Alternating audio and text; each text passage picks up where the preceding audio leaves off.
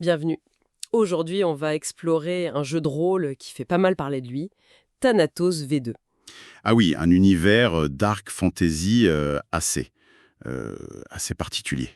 Carrément, imaginez un peu un croisement entre l'atmosphère très sombre de Berserk et puis les dilemmes moraux de The Witcher, mais là on joue des faucheurs maudits. C'est ça qui est original, oui.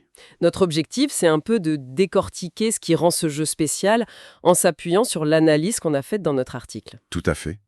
On a retenu 3 points essentiels de notre article.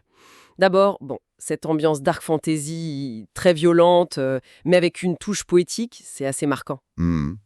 Ensuite, le concept même, incarner des faucheurs qui libèrent des âmes dans ce royaume dévasté, Artedorf. Oui, le pitch de base est fort. Et enfin, le système de jeu, assez unique avec cet oracle pour la création de persos et des combats qui sont, paraît-il, très centrés sur l'endurance. Des combats brutaux, oui. Juste pour le contexte, c'est important, c'est une V2, financée il n'y a pas longtemps, en 2024. Ça rend le jeu plus accessible, plus fini. C'est édité par les 12 singes.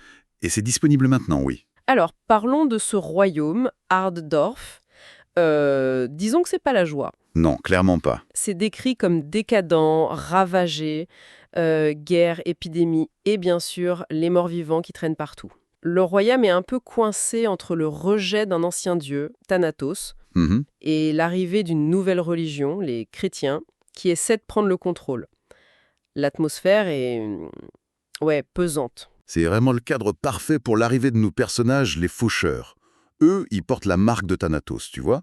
Ah oui, Et leur mission, c'est de traquer ces morts-vivants, ces âmes en peine, pour les libérer, en quelque sorte.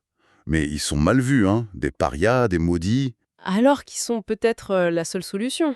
Exactement. Tout le paradoxe est là. Et chaque faucheur a un compagnon, un animalia. Ça peut être un corbeau, une épée un peu spéciale, une clé. C'est lié à un des visages de Thanatos. Bor, Gul, Satyr ou Srag. Intéressant ça.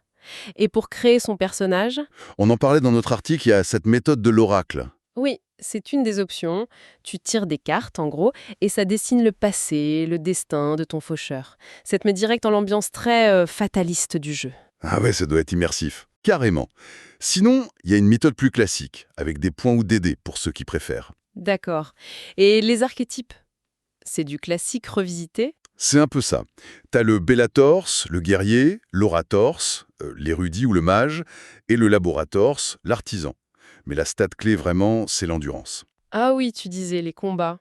Oui, chaque action coûte. Faut gérer son souffle, son énergie. Les combats sont décrits comme des massacres. C'est rapide, c'est brutal. Faut pas gaspiller ses forces. Donc, faut être stratégique, pas juste foncer tête baissée. C'est ça. Le gameplay, c'est voyager entre le monde réel et l'astral pour pister les esprits. Mais, et ça c'est un point important de notre analyse, la violence, c'est pas toujours la réponse. Ah bon? L'enquête, l'écoute, parfois même l'empathie, c'est crucial. Certaines âmes, elles sont juste tourmentées, elles ont besoin qu'on comprenne leur histoire pour partir en paix. D'accord, donc il y a une profondeur derrière la brutalité affichée. C'est pas juste du défouloir sombre. Exactement. C'est ça qui est intéressant. Il y a une dimension tragique, presque introspective derrière tout ça. Ok. Alors, si on récapitule les points forts qu'on avait identifiés dans notre article, cet univers sombre mais nuancé, avec cette touche Oui, poétique. très réussi. Mhm. Le système de l'oracle pour l'immersion. Le petit bémol qu'on notait, c'est qu'il vaut mieux avoir le jeu de cartes dédié, c'est un achat en plus, quoi. Oui, c'est préférable pour l'expérience oracle complète. Donc, clairement, comme on le concluait dans notre analyse, c'est un jeu pour des joueurs qui cherchent une expérience intense, exigeante. Pas forcément pour une partie légère du dimanche après-midi. Tout à fait. L'essence de Thanatos V2, c'est ce mélange, ce contraste constant entre la violence viscérale et puis cette contemplation un peu mélancolique sur le destin des âmes. C'est une proposition forte. Et vous le recommanderiez? Ah oui, chaudement.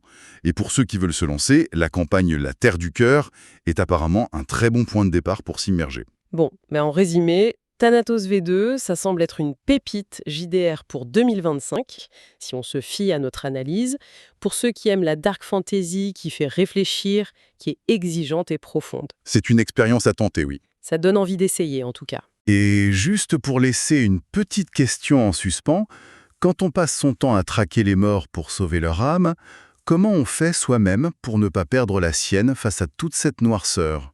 Hmm. Bonne question pour méditer. Merci beaucoup pour cet éclairage. Avec plaisir.